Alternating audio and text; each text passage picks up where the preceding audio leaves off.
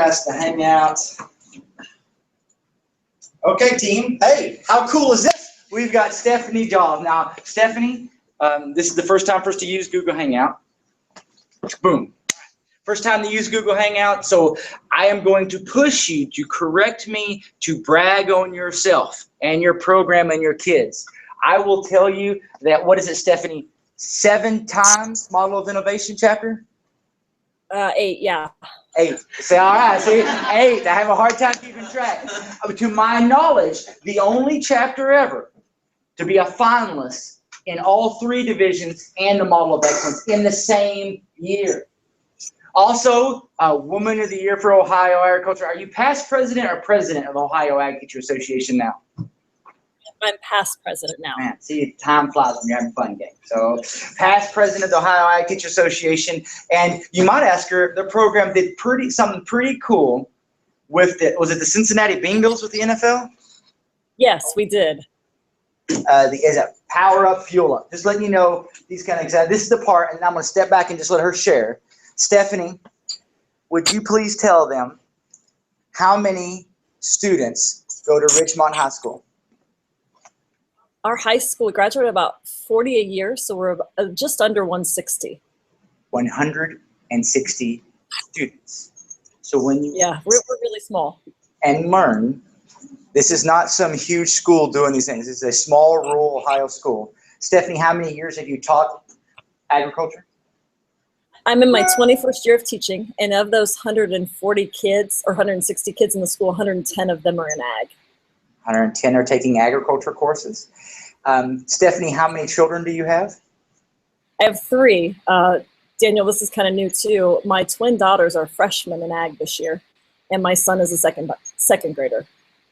Twin daughters who are freshmen in high school and a second grader. And Stephanie is also in her PhD program. I lay all these things out to you as you begin thinking on ways that you can make excuses to avoid that, of what she has going on. And now, Stephanie, I'm just going to let you talk and share. Cool. Well, it is so wonderful to be with you. I feel like Penn State is close to my heart, primarily because I was blessed to have a student teacher from Penn State. Jill was amazing. She's now. Is there still feedback on your side? Okay, I'm going to fix that. 1 second, please. We're doing so good, weren't we? Okay, try again. And so I really appreciate the job that Dr. Foster does preparing you. Nope, no sound. Can you hear that, guys? Okay. Stephanie, could you keep talking a little bit? You bet, I sure will. So I appreciate what Dr. Foster does in the undergrad program, and I'm hoping that through my PhD program, we can help to influence some of those pieces at Ohio State and other colleges around the country. So understand how fortunate you are to sit in the seats that you're in, and while sometimes you think he is requires a lot of you, it's the piece of, it's much better to have it required of you at your point where you are than when you get out into the profession and you're like, crap, I wish I would have learned this earlier. So just a little bit of sidekick. Dr. Foster didn't pay me to say that, but it's the piece that I wish I would have understood at a greater level when I was sitting in your shoes.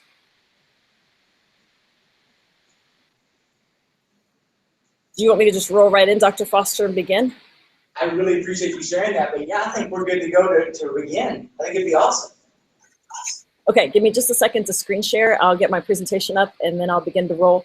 Feel free to interrupt me at any point in time if you have questions or concerns, or I have a tendency to roll really fast in conversation. So feel free to stop me and slow me down. Okay, bring that up. I want you to reset yourself. Obviously, I've gone with it coming out of the microphone to prevent the audio leak. If you have a hard time hearing, sometimes I do, I want you to feel very comfortable to moving closer. Okay, you can resituate yourself here because you're going to really want this. Okay, is everybody where they want to be right now? Okay, Stephanie, it's all you. They're ready for you. All right, these are my I think about 90 kids last year. We have 110 this year. We're getting ready to take the entire FFA on a field trip tomorrow to the Farm Science Review, which is our expo in Ohio of agriculture. So we'll have 110 of the 160 kids in the school out of the building. So that is based upon I believe, a lot of our program of activity. We have created a relationship with teachers in the school district as well as administrators, so they understand the value. One of the things that I think is truly important about agricultural education is that we are blessed because we are a product-oriented orientation program. Our outcomes are not just projects because for the sake of doing projects, but it truly is focused on the individual growth of every kid. And while we sometimes get lost in the paperwork of program of activities and in this big thing we call national chapter that some people value a lot, the most important component that we can remember is that we have young people's lives in our hands, and we have the opportunity to prepare them for the next stages of their life. And while that sounds cliche, when you have the opportunity to sit and talk with one of your graduates who is now successful in life and pays homage back to the program that built them, that's when you begin to understand the bigger picture. And each of you can probably do that in your own life. I mean, there's someone who molded and shaped you and provided an opportunity for you. Program of activity really does that. I think a successful program of activity has many strategies.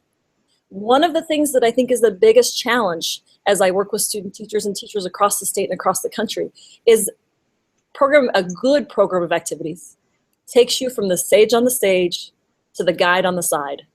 Truly a good program of activities is student-centered and student-designed. I kind of feel like I'm herding cats during POA time because it's an opportunity for me to give kids a lot of leadway, a lot of freedom, but then at the same time have me step back and allow them to own the process. Committees really are a growth opportunity. It's a chance for kids to experiment in places where they can fail. We provide opportunities, and I can kind of see when kids are headed down a path where it may not be such a successful program or project, and I stop them and say, where do we think some pitfalls are? How is this program going to fail? And I frequently have conversations with my kids about the failure process, because if we can think about our failures ahead of time, we really prepare kids better to be analytical thinkers who evaluate situations that they're in. They really think through, I'm in a situation, if I fail, why am I going to fail in this? And if they can identify those ahead of time, we teach them to overcome the pitfalls versus just telling them every idea they have is a great idea. I support them, but at the same time, they know I'm going to provide lots of questions. And that's linking to the curriculum or linking the curriculum to the performance or exhibition. Everything we do is linked to an academic standard. In today's classroom, we do not have the freedom, the lateral freedom to just teach what we want to teach because we like it. It has to be linked to the standards. And the POA truly does a great job of linking to those business standards, the 21st century standards. You can do a lot of business analyzation. How do businesses design solid events for their employees? A lot of those business standards can fit into there.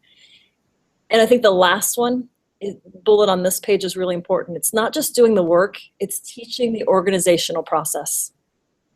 One of the events that's on the screen here is one of our activities that we won Ohio for this past year as a #1 chapter in Ohio, and it's flying to new heights with UAVs. The fellow you see in the middle is someone that our students work with drones. And he comes in and does the educational piece. This is completely set up by our students because they said we want kids to be introduced to agricultural careers earlier in life. So you can see these 4 young men here are working with Mark as our expert, but our students have oriented and coordinated. I think one of the things that I have made a mistake with frequently is thinking that I have to know all things. I'll be honest, we had quite a few drones for a while before the FAA regulations changed. And I didn't really understand them completely, but I don't have to. I just have to be able to provide my kids with a mentor who understands the process and then be able to facilitate that linkage of learning. This is another part of our automation with agriculture. This is a robotics program that we run. This actually is one of the national models of innovation in the chapter division. You can see the young man who's over in this area here. He's actually built a robot that will follow a windrow. It's on a small scale. We're working on how we amp that up so that maybe there's some robotic opportunities that they can implement on their own farm. The young man down here in this one is teaching a robot to follow, or using sensors to follow a path in a field, just like an unmanned tractor would do. The young man up here is working with some solar power energy. What are some ways that we can alter the angles of the solar power, and how does that impact collection?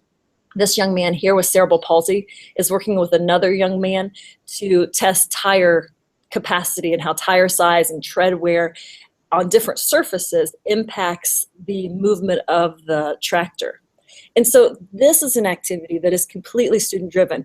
I sound like I know a lot about robotics, or maybe I don't sound like it because I really don't, but I have kids who are experts, and then I have 3 outside personnel who come in and coach our kids on the robotics piece. I can provide grants and funding and resources and get kids excited, but really to take them to that next level, that first bullet that you see over there, the public authentic performance with an authentic audience, I think is huge. These kids didn't produce any of this robotic things for me in class.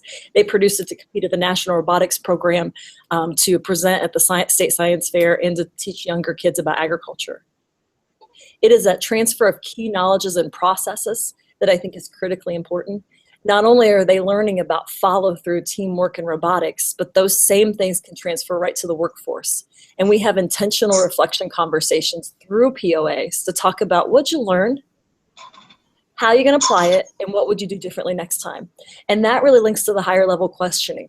Whether you're doing depth of knowledge and you're working towards a level 4, or whether you're doing blooms and working towards the higher aspects of blooms, we really need to just make kids explain authentically, and then create programs, create activities, create ideas that they're passionate and they have energy about.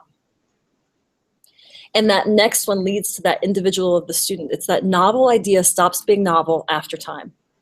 Projects that we have in our POA that we have had for years. Food for America is one of those. Kids love it. It is fantastic. Projects that kids can individually own. And so that's the continual, how do you keep those pieces that you value? Not necessarily their sacred cows. So those sacred cow pieces are the ones that we keep because I love them. We really don't have anything in our program of activities because I love it, because this isn't my program. I am just one human being that's passing through the Ridgemont FFA over a series of time, and I'm trying to leave it better than what I started with. So we need to be cautious about sacred cows and doing things because we love them. That's the best way to turn a teenager off. Getting kids excited about program of activity planning seems kind of daunting, but I think it's the piece of where we truly give kids, for the first time in their high school career, the first time, or even their whole school career, the opportunity to create, design, carry out, implement, and evaluate a project. I think the biggest hurdle that I overcome with freshmen when we start with POA planning is, so we're really going to do this? Yeah, you are. So we're going to plan it, and it's going to be really good. The POA is, excuse that POA should be capitalized, I'm sorry, is very product focused. It challenges the process of work. It really focuses on what's our end result, and then what's the process for which we do to create a productive program. Motivate students. It's that piece of saying, what are our global needs? What are our local needs? And then how do we serve those needs? And connecting to the social motives of students. Students are very socially engaged, so how do you utilize those skills and tactics to get them to take the time to engage in a POA at a high level? I think that is the piece. This program that you see in the background here of this slide was driven because of social motives of students. I had juniors and seniors who said, oh my gosh, I don't know how I'm paying for college. I don't know how I'm going to pay for my first house or my first apartment. I don't know how I'm going to get a loan. And I said, so what's your concern? Our concern is that we don't know enough about money management. So our financial committee designed the Turning Blue and Gold into Green and Gold. And it's where they spent one Friday a month, or I'm sorry, every other Friday, every month, working on financial initiatives. They brought in people from the community to speak about loans. They brought in a speaker on how to ruin your credit, which I thought was a great idea. But they surveyed their peers and said, what do you really want to know? And then those were the speakers that they brought in. What ended up happening was that the kids really had, as you look at that next bullet point, had aha moments about their student growth, because all of a sudden, the few seniors and juniors that I didn't have in ag that had study hall during the periods that I taught ag business, now those kids outside of ag were coming down and saying, hey, can I sit in your class? Because I really want to learn what's happening. I heard it's really, really good. Of course, you can come and gain knowledge for no reason at all other than you want it personally. And I think when we can do that, then students are really self-corrective and they have a reason to continue to create great programming because they see the value in it. And so that is a great way to get kids excited about POA planning. Now, I don't want to lead you down a path and say, oh, the first day of committee planning, kids are going to buy in. That is a fallacy. It is 2 to 3 days of good planning, good intentional questioning, driving questions, and really linking the kids to what are global issues that we have. Strategies that I think are for success is once you get those kids engaged, and I'm going to step back on engagement for just a minute. In my plant science class, one of the things that we're doing right now is studying food deserts. It's how I'm driving kids to want to learn about plant science, because sometimes plant science, I know all of us love it, but it can be kind of dry.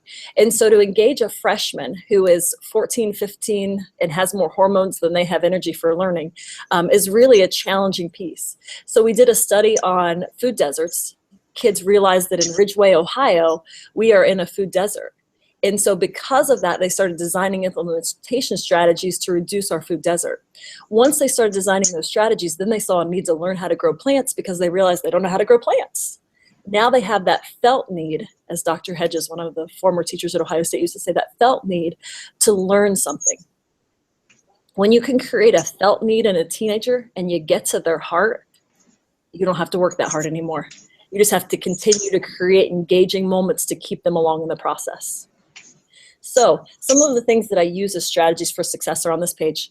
We have created committee culminating sheets, and those really allow the kids to really create a finite action steps. This is what our vice presidents use to evaluate whether committees are on task or not. So they'll go in, they'll pull out that sheet, they'll have a conversation with the committee, and the vice president will drive that piece. As we look at the growth measure for Buck Institute's rubrics, one of the things in Ohio we have to do is we have to demonstrate growth of kids. So I've taken the Bucks Institute rubrics, altered them into 21st century skill rubrics based upon FFA, because we know kids grow in FFA.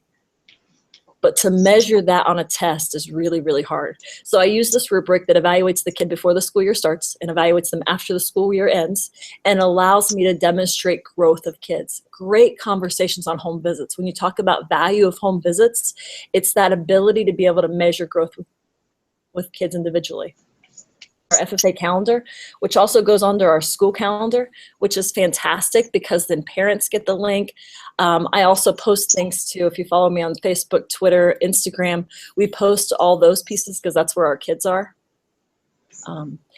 We have a FFA protocol review process. It's how committees go back through and work through their protocol to make sure that they have achieved all of their missions. Because we're asking kids in program of activities to do things that are completely obtuse. They have not had the opportunity to design, implement, and apply a project all on their own, and then create a mentor from the community that's going to assist them. And so I created a protocol review process so it really takes the kids through, have I done this on my own? And it truly kind of puts POA into a blended format because a kid can self-evaluate. They can look in and say, where am I at in the protocol process, and am I on the right step? If I'm here, where do I go next? And that allows kids to really become independent learners and really think through the process of owning their learning. Because if they don't own their learning, they're regurgitating knowledge for me, which is senseless. The whole reason for them coming to school is to become a better human being. I'm just a piece of that puzzle. So I think that protocol helps to do that. And then we add in the reflection piece for service learning and project-based learning.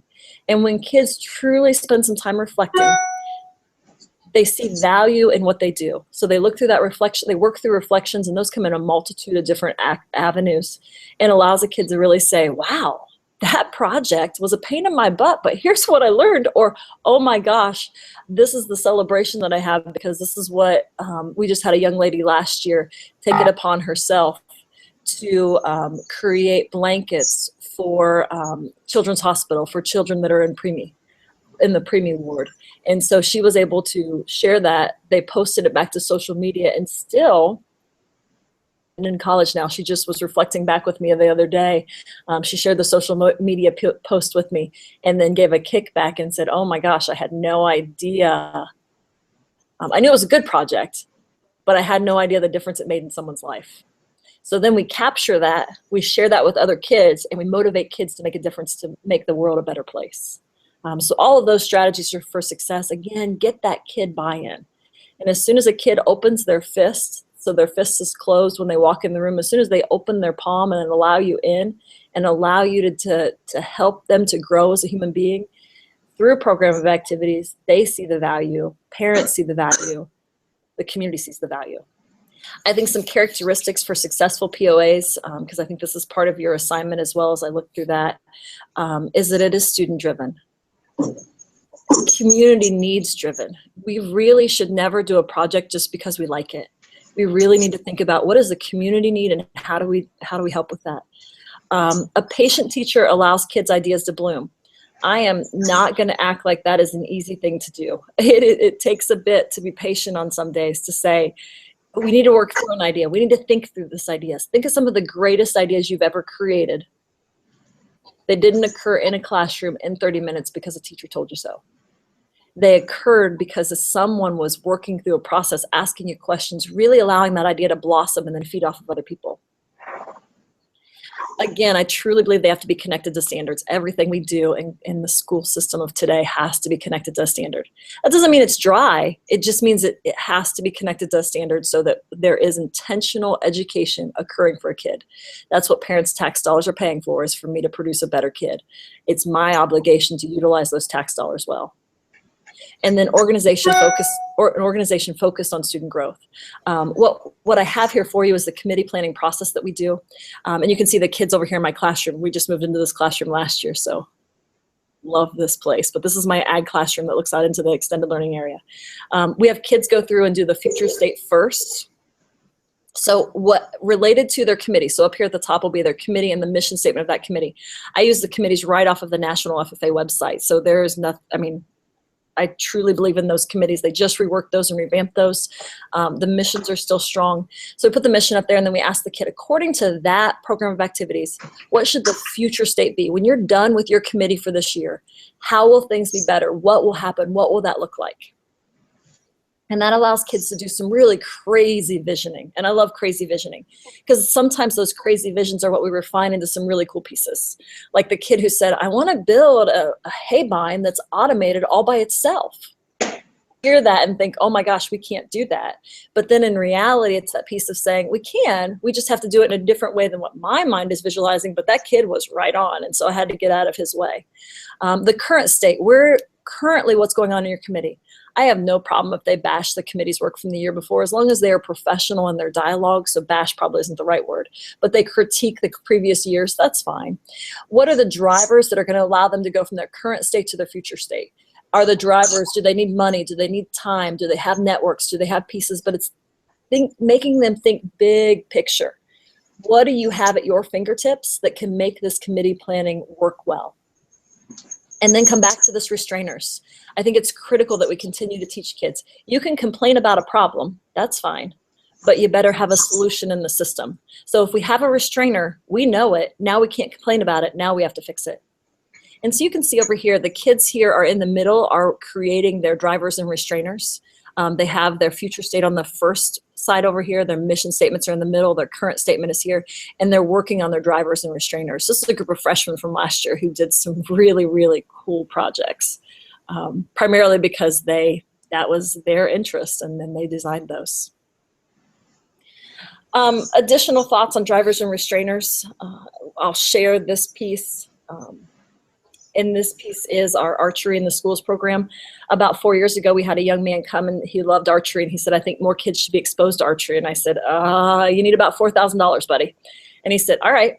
So this young man took it upon himself to write grants, seek partnerships with the local law agency. And you can see when we built our new shop, we built it so that it's 15 yards long so we can shoot. And then we competed over here. We competed at the Arnold Classic in Columbus this year with a multitude of ages. You can see some of the younger ones and some of the older ones that went and shot with us. And in this piece, I want you to think about preparing for setbacks. Not everything on committee planning is going to do well, but we need to think through what are the pieces that might go wrong. Kid. And then when something goes wrong, how do I protect a kid? So things will go wrong in committee planning, or maybe in the community when we're out doing a project, there'll be a small glitch. I will always take responsibility for the glitch and never throw a kid under the bus. Oh gosh, I didn't think to grab that. Let me figure out how to help you get that. Or I'll help the kid to do that. I never want a kid to lose face, because when we measure the outcome of the activity and the kid's growth, the more we can help kids to think about, Mrs. Joliff is my mentor, my confidant, and will work through this with me and build that trust piece. But then by the same token, I've watched my officers do the same thing. My officers will be working with a group of freshmen, something will go wrong, and they'll really think through, how do I support this freshman? How do I help them to be a better person? Same thing needs to happen when they go into business and industry. It's that concept of teaching them, if you're the leader and you delegate, I don't care what happens, you're still the leader and you're in charge. And so if we can continue to teach and model and exemplify those pieces, we allow kids to really think through it. This is one of our new projects that actually is a national model of innovation finalist too, and it's 3D printing. These young men, the 4 young men that you see here, came to me 2 years ago and said, Joliff, we want a 3D printer. And I said, great, what do you want to do with it? They said, we want to print agricultural parts for farmers. So you can see they're working through, we tested the frog up here, but right now they're building a seed plate for a farmer he wants modified. We have a scanner system here that can scan the 3D object and then print it here in this with filament. The kids have printed ratchets, all sorts of unique instruments that can be used in agricultural application.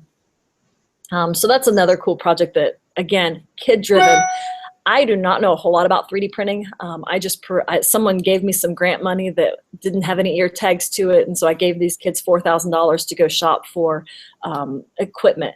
And they, all on their own, selected the 3D printer, selected the computer that goes along with it, and now are driving their curriculum and working with local farmers to design and implement new pieces that we can print right here and provide to our local farmers. So a couple side notes on POA productivity. Complaining without a solution is a waste of oxygen. So if you've ever sat in a situation and heard someone complain, or you've been the person who's complaining and you weren't seeking a solution, once in a while that's okay, because we all need to vent. But then once you have vented, how are we going to make the situation better? And again, committees are a true opportunity to reach invisible kids. If you look at these 4 kids on this slide, all of them are quiet as can be. They are compliant kids who do not really shake the system a whole lot. But at the same time, they're brilliant kids who have not had the opportunity in other classes because they've slipped through the cracks. They've not had the opportunity to exemplify how brilliant they are. And so when I told someone I was giving these 4 kids $4,000 to go shop for 3D printer things, they said, and I said, of course not. I trust them. I ask high quality questions because I don't know enough to know enough what I don't know, but I give them full capability. So when this shipment came in, the enthusiasm of these 4 kids, and they have really reached out to our local farmers. So these are the invisible kids. We all know those people in our classes when we went to high school, or even when you're in college, you have them who don't say a whole lot, kind of hang out under the radar. Doesn't mean they're not gifted and brilliant, just means no one's tapped them yet. So as a teacher, you have the opportunity to tap a kid through POAs. Designing educational events to learn about kids during the first 2 weeks, I think that is critical. I really work hard with my freshmen to get to know them. I'm a little blessed this year that I have every freshman in the freshman classes in ag. I think that's probably predominantly because I've been traveling with these kids since they were kindergartners, because it's my daughter's class. But truly a great opportunity to get to know kids in that first 2 weeks, so that when we start into program of activity planning, we can tweak things to their individual interests. Whatever those interests are, I believe there's an aspect of agriculture that we can link to. Also talk about committees during home visits. Those SAE visits are critical times to really get to talk to a parent and say, I care about your kid and I want to grow them. What are the areas in which we can grow your child this year and prepare them for that next stage of their life? And so never pass up the opportunity to have a conversation with a parent. Sometimes it's painful. I have not always served every kid well, to the best of my ability, which breaks my heart, which keeps me up late at night. But when I can talk to a parent and say, I truly care about your kid and growing your kid, what are the characteristics that we can do together so that we have prepared your child for the next stage of their life? And I think those are the pieces of POA planning that are critically important. Additional side notes is record committee work in AT. It is a perfect way to continue to get kids to validate what they do. Also, that an AAT will transfer to their committee work or to their resume as they move on to college and the rest of their life. And so it's critical that we record these things in AET, and then we teach kids how to write action-oriented resume statements that validate what they do through committee planning. Because when my kids go out to an interview, it is my expectation they'll share one of their committee activities, tell how they were the driver, tell how they analyzed the drivers and restrainers of the project, how they worked with community partners. I get a lot of requests now for kids, for employees, from employers, because we have produced strong kids, and that POA is a part of that. Have them serve as their own editors on committee work. We keep all of our committee work in Google so that it is transferable, sustainable from year to year. We're not recreating the wheel every year. It's a matter of kids editing their own work, producing good pieces that I can then ship to other teachers when they ask for resources. And observational data of mastery evidence. How do we know if a kid has mastered communication skills? How do we know if they've mastered identification of strengths and weaknesses? Do they understand just-in-time inventory? Can you talk to them about that through fruit sales, through some of the other fundraisers that might be part of your POA? Really drill down to say, how do I observe mastery? Kids to understand mastery, because one of the challenges is getting kids to elevate their expectations to match their ability. We know their ability, but it's that piece of how do we get them to drive even further and go even further. In this picture over here, speaking of driving kids further, this is a local farmer who found out I had a 3D printer like the first week we had it. I had posted something on Facebook, and he said, hey, I have a metric pipe I need printed. I'm coming in. And so he brought it into the boys. They're still working on that metric printing, because we need to be able to get the tensile strength of the material to match the pressure that's flowing through the hoses or the pipes. So just some really cool pieces. Fundamental guidelines of inheriting a program. I'm going to switch gears for just a minute, because I think this is a place where there's some great opportunity for growth. Fundamental guidelines for inheriting a program. Make sure that when you start in a program, you're always positive. Do not badmouth the previous instructor, teacher, or administrator. My statement when I came to Ridgemont, and I came to a pretty down-and-out program, and I came here on purpose, was that the teacher loved the kids, and change is really, really hard. There are ways to say things that are positive, yet direct. And so I think that's really, really important. Please always ask questions about history to understand the rationale for outcomes. I, again, was very blessed to be able to come to Ridgemont before I actually started in the classroom and said, what are the key critical historical pieces that I need to know about that will make sure that this program of Ridgemont continues to be Ridgemont's program, and I serve the local community. So really dig into what is that program. I think when I walked out of the college classroom, I had a vision of what I wanted in an ag program. And my ignorance led me astray, because it really was the point that it took me a few years to realize, again, Ridgemont is not my program. Ridgemont is a program in which I serve and I grow so that we can produce great community members for our society. Number 3 is get to know the community and kids administration. When I first came to Ridgemont, I found the local diner, and that's where I had lunch every day when I was out on SAE visits. And then I met the owner, and I started to meet people in the community who could really connect me. And then I started sharing visions of some of the kids' committee work, and asked about a lot of questions about, does this seem to be the best process with committee work? How do we work through these pieces? But I think asking questions, you can see questions is about in every bullet there, but I think that's important, because sometimes we make assumptions. Not always true. And then always ask the question, and I say this to parents all the time, how can I serve you? And I'll say to students, how can I serve you?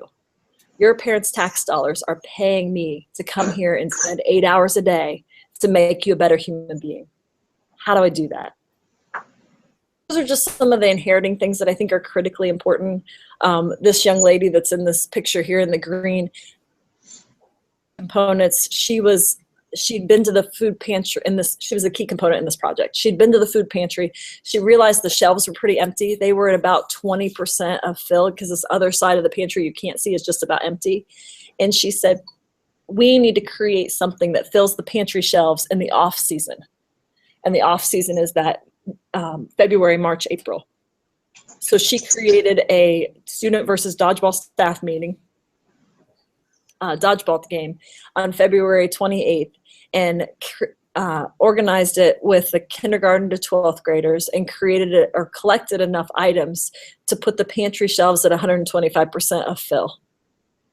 And so that was really important to this young lady. She rallied her friends. You can see the little kids here who were so excited. They brought in food. They're cheering for their teachers. These teachers were probably more excited than they should have been to being children with dodgeballs, but they were all in. So this young lady had created some unique activities to get people to bring in food, some competitions. If little kids brought in 30 cans of food or 30 items of food, they got to throw a dodgeball at their teacher. So she did a lot of creative planning that was just beyond the food drive. And then those kids going and stocking the food pantry with these sweet little ladies truly was a great culminating event because they had an authentic audience. They got to present the food. They got to hear these ladies' passion for their project. And I'm pretty sure this project is going to continue. This young lady is a freshman. She was in that class I showed you earlier that was designing their program of activities. She's a freshman. I'm pretty sure this project is going to last for a very long time. So those are a few things about POA planning that I think are critically important. That three-circle model of agricultural education has to be a part of what we do every day. That's the only thing that keeps us different than a science class. If we don't have those three circles, then we are truly no different than a science class. And none of us went to further education so that we could only teach in a classroom. We went because we value the FFA, we value the SAE, and we value the classroom equally. And so the POA is just a part of that piece. Stephanie, wonderful as always, guys. As you can imagine, running a program like this with this many demands, she told you she's taking dang near the whole school to Farm Progress Day, the Farm Science Review tomorrow. And so her time is really valuable. That leaves us just about 10 to 15 minutes, maybe less, of asking some questions from you to Stephanie. So let's be as efficient as possible. Who's first up to ask a question? Kurt will go up there, and then who's going to be on deck?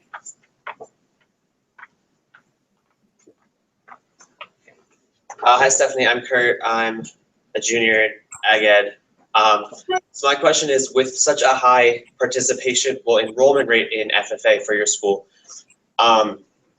is there a divide between like active members as far as actually active members that participate in many events and members that just enroll because it seems like a popular organization at your school? And I'm going to sit down. That is a fantastic question, and we hear that a lot. When I first started at officer retreat at Ridgemont, one of the students made the statement, only so many kids are involved. And I said, well, then how are we going to fix that? They created an accountability sheet, so every kid has to do 6 FFA activities in 9 weeks. So that requires every kid to do 24. Statistically speaking, the average of our members do about 37 FFA activities a year. Stop. Attending. So they heard that. Every member, every student, which was 116 students out of 180, I'm making up the numbers here, y'all got it, 37 FFA activities a year. Part of their grade mandated no apologies. Okay, go ahead. Well, I like to provide opportunities for growth and then explain to kids how they're going to grow. So that is a graded piece, but more importantly to me is that I get them at the heart. The ag teachers can sell ice to Eskimos. And all it is for committee planning is being able to teach kids the value of what they're doing and then create value to pull others in. So I think meeting kids, and again, those invisible kids are those ones that are hard to get. It's being able to, on home visits, talk to that invisible kid, say, how do I meet you? How do I serve you? What do I do with this? And then that really elevates everyone's engagement and expectations.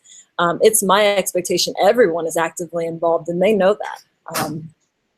If they choose not to attend the FFA bank, would they choose not to be an ag next year? If they choose not to attend an FFA meeting where we make primary decisions, and granted, we only have 3 meetings a year, and then I run 2 virtual meetings because our kids are busy. They're so busy. But if they choose not to attend those, it's a half a letter grade off because that is where we do our work. That's where we do our celebration of kids, and we try to make those meaningful. Because if a parent's going to transport a kid for a 45-minute meeting, or a kid's going to come for a 45-minute meeting, it needs to be worth their while, just like we do in business and industry.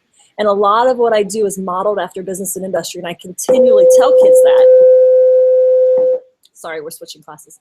I continually tell kids that because that allows them to see the connectivity of the real world. And when they see connectivity to the real world, then there's validity in what we do. When there's no connectivity, no validity.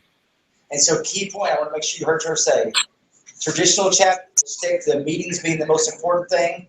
3 meetings face-to-face, mandated or you drop a letter grade, 2 virtual meetings. And if you do not attend the banquet, you cannot take ag next year. These are things. Go ahead, Steph. Let me explain why that banquet is. And what I tell kids, I am a fantastic manipulator. And I use that word in a loving way, not in a deceptive way. I'm a fantastic manipulator because our banquet is my one chance. Our one chance is a program to celebrate you. Kid in our program, except for seniors, speaks at the FFA banquet. It is a daunting task to get, it's 85 members that are not seniors to speak at a banquet. All 85 members are recognized for their service learning project. Every kid does a career development event, if not 2 career development events. Every kid has a reason to come to banquet. I would have a hard time mandating coming to banquet if you didn't have a reason. But these are my kiddos, and I want to celebrate them, and we want to celebrate them, so that's the value of the banquet. So that's how I manipulate kids to understand the value. And again, I use manipulate in a positive way, not a negative way. Good morning, Stephanie. My name's Evelyn Zaleski. I'm a 2017 student teacher. My major is Ag Ed. My question for you is, how long did it take you to kind of like change this program to how you want it? Because in my opinion, it looks pretty close to perfect. Obviously, you change it a lot. And as a future agricultural educator next spring, what piece of advice would you give to the other 7 student teachers that we have? I'll sit down for your answer. Thank you. I think the first thing to talk about when we talk about changing a program is, depending upon the awareness of the community of the program, that alters things. My first school, because I taught at my first school for 10 years and I had a top 10 chapter in Ohio, but not top 10 in the nation. My first school took about 3 years to make that turn and that change to where everyone understood the mission and vision. But I think when you have a great mission and vision, and the FFAs is great, develop premier leadership, personal growth, and career success in kids, that is our mission and vision, that people start to buy into it because everything we do serves premier leadership, career success. If it doesn't serve those 3 pieces of our mission, we don't touch it. And I'm very clear with kids on that. Kids will say to me once in a while, like, hey, we should go snow tubing. Where does that fit in our mission? Sometimes they can convince me we're going snow tubing in February. So it is a fun event that comes to it. But then at the same time, it's that piece of where I am not a social coordinator. One social event in 9 weeks, I'm in. One social night, but not every Saturday, not it. So I think that piece of how long does it take to make it your program, it's really not a matter of being your program. It's really a matter of how do you build a program for that community that they deserve. It's 3 to 4 years for a transition. The thing that always scares me is when people walk in the first year and say, I'm going to make this my program and we're going to put banners on a wall. Oh, heaven help you. We need to build great kids. And when we build great kids, banners will come, awards will come. But the awards, I tell people this all the time, and Dr. Foster understands this about me. A lot of people don't believe me. I don't care if we're top 10 in the nation. I care that I'm producing great human beings that are walking on the face of this earth. Now this is really personal to me because I have my twin daughters in my ag room. Holy goodness, I want to produce great human beings. I don't care if they ever win a proficiency. I don't care if they ever win a career development event. I don't care if they compete. But I care that they become great human beings. And I think when we use that as our preface of who we are and what we do, it makes those awards and other pieces come because we're doing it for the right reason. We're not doing it to compete in a model of innovation. We're not doing it to compete at a soils contest. We're not doing it to win a banner. We're doing it because we want to grow great kids. For student teaching advice, soak up as much as you possibly can and meet as many ag teachers as you can in Ohio. Or in your state. Come to Ohio, though. We have a shortage of ag teachers, so we do need teachers. So if you want to come on over, we can get you a job. But it's that piece of where I think student teaching, we get so bogged down in the processes for which we have to complete overarching experience. You have the coolest experience ever. You have the opportunity to go out and spend time in a master teacher's classroom, resources, gain their knowledge, and then let them link you to other teachers across the state. That is a critical component. I see some student teachers go to meetings and they don't branch out and they don't talk to people. And I think, oh my goodness, it is my job as a cooperating teacher to introduce you to people. And so I have coached other cooperating teachers, hey, you should introduce them to people, you should get them out, you should get them going, and volunteer for as many things as you possibly can. I think those are some key and critical components. Also figure out where your weaknesses are. If you know where your weaknesses are in education, you can start to hone those in student teaching versus when you are the person who's delivering a program. Let's take one more question, and from Allison, because I feel like I'm stealing time from our students as we heard those bell rings. And then remind me, Stephanie, I have something to tell you about bells before we get you off the call. Go ahead, Allison. Okay. Hi, Stephanie. I'm Allison. I'm a junior ag ed major. Yeah. My question is, with all the great projects that your students get to do, how do you make sure that you have funding or find funding or get people to sponsor the events that your kids can keep doing all the activities that they want to do? Thank you. Excellent. I'll answer Dr. Foster's question first. My students are on a blended online platform, which is what I'm focusing my PhD on, so they're not missing a beat right now. They're actually out working on their business plans, and I had students teaching other students how to shoot slope this morning and evaluate soil for urban use. So I have, because of blended online learning, we can compensate for this amount of time, and I truly value spending it with you. Funding, I think, is a critical component. There are a couple ways that I really focus on funding. One is locally. There are so many people in local communities that want to be a part of a school system and asked. Always start with an advisory board whenever you go to a school. That advisory board can look at your curriculum, figure out where your weaknesses are, and then provide resources to you. When I first came to Ridgemont, I kind of broke it into some different areas. I had a plant science, they all met at one time, but I had a plant science group, animal science group, ag business group, engineering group, and then an environmental group. And those experts evaluated my curriculum, determined locally what we needed to be teaching, assessed the lab that we have, and then for Christmas, I got a welder that year. Not an average welder, about a $7,000 welder. It showed up in my shop because one of our people on our advisory board realized that we had a weakness, and I was going to be teaching all my welding with stick welding, which is fine. But he said, Steph, you need to be preparing kids to come work for me, so here's what you need. And he delivered me a $7,000 welder for Christmas. Part of it is creating vision and talking to people in communities, seeking local funding. I'm a huge proponent of grants. We bring in, on average, about $100,000 a year on grant money. And that's just learning how to write grants and then aligning, finding grants that align with your kids' projects, not finding grants and then aligning projects. That will make you miserable. Trust me, I've done that. Finding what your kids are interested in and then going out and finding grant money to support them. And then just allowing them to sell themselves, because very few people can say no to a student. I think that's critically important too. Stephanie, I'm going to try something with technology, so hold on a second. Okay, could you talk, please? How's that going? Well, I'm trying to expand the audio as I'm learning new systems, but I'm sure this will work. Hey, these students, they missed a question, so I'm going to let you answer that for them and see how you feel for it. It's kind of what I do to help them out, and then I'm going to grill them some. You need to know how much I appreciate you taking time to share these things. Stephanie, I couldn't plan this better to speak with you during National Teach Ag Week, because you inspire me to reevaluate our processes every time we talk. So thank you for doing that. So before I ask you the question to end with for them, I was going to share an idea. A Georgia school, I just saw this, something I was trolling around because of your bells. They had the students passing periods start and end by playing a song and music, and the students then compose that song to prevent the harshness of the bells.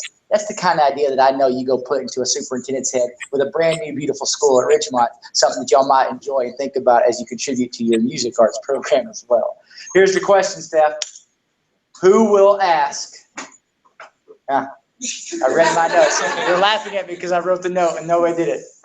What is the connection between student voice and student agency?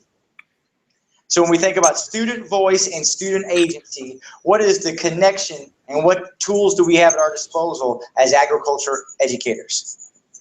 What was the second word? Student voice and student what? Agency. I'd rather see what you, if we say you have agency, what does that mean to you? So student agency. I'm going to see what you go with it, and I'm going to play with it and unpack it. So I'm not going to give you an operational definition. I'm just going to say student agency, Stephanie Joliff. Well, I'm going to go where I want to go then, because I can't be wrong because you're not grading me. So it's the piece, I think, of when you give students a voice, they have ownership over the process. It is their piece. And I talk to many people across the country who say, my kids just won't engage. I don't know why they don't care. I tell them this stuff. I tell them it's important. Sometimes we need to stop talking. Sometimes we need to create great driving questions and then give kids the opportunity to really engage at a deep level. Then when they engage at that deep level, I truly have to get out of the way of my kids. Like, they are hounding me all the time. I've got a kid hounding me right now on a project because I'm not opening the doors fast enough for him. And this, again, is an underserved kid historically. So maybe that's what you mean by agency. If not, it is. You're right there. Thank you. So I hope that you have a wonderful National Teach Ag Day. I hope you have fun at the Farm Science Review. I was excited to see Nick as the new manager. I saw that, I think, through an Ohio State feedback. A former student of mine when I was a grad student at Ohio State and an ag teacher for a year or two before he went another direction. But you have a wonderful one, and maybe we'll cross paths at convention, maybe not, but we'll cross paths at some point. sounds great. Thank you all. Good luck as student teachers. You'll make a great impact on young people. Thanks, Steph. You bet.